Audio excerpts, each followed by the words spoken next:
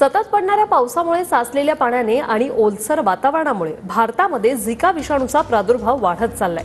पुण्यात गेल्या काही दिवसांमध्ये झिका व्हायरसने ग्रासलेले रुग्ण आढळून येत आहेत आणि त्यामुळे शहरात दहशत पसरली। युवक आणि गर्भवती महिलांमध्ये याचं अधिक प्रमाण पाहायला मिळतंय। या संदर्भात पुण्यातील पालिका आरोग्य प्रमुखांशी बातचीत केली आहे। आमच्या प्रतिनिधींनी पाहूया। मॅडम, काय झिकाची रुग्णसंख्या साधारणतः आजची काही आकडेवारी 15 पर्यंत गेलेली आहे। महानगरपालिका प्रशासनाकडून काय नेमकी काळजी घेतली जाते? नमस्कार।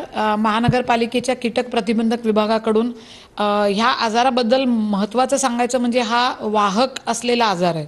म्हणजे हा विषाणूजन्य जरी असला तरी पण तो एका व्यक्तीकडून दुसऱ्या व्यक्तीला होण्यासाठी मध्ये एडिस मस्किटो आहे आणि एडिस मस्किटो आपल्या सगळ्यांच्या परिचयाचा आहे। डेंग्यू, चिकनगुन्या हे आजारसुद्धा ह्याच डासामार्फत दुसऱ्या व्यक्तीकडे पोचवले जातात।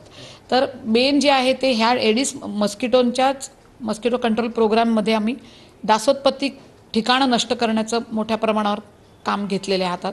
जिथे जिथे पॉझिटिव्ह केसेस आहेत आणि दुर्दैवाने आम्हाला तिथे सगळीकडे एडिस डासांची मोठ्या प्रमाणावर डासोत्पत्ती झाल्याचं दिसून येत आहे। तर ते आम्ही नष्ट करत आहोत। कॅमेरामन प्रसाद सह योगेश बोरसे, TV9 मराठी, पुणे।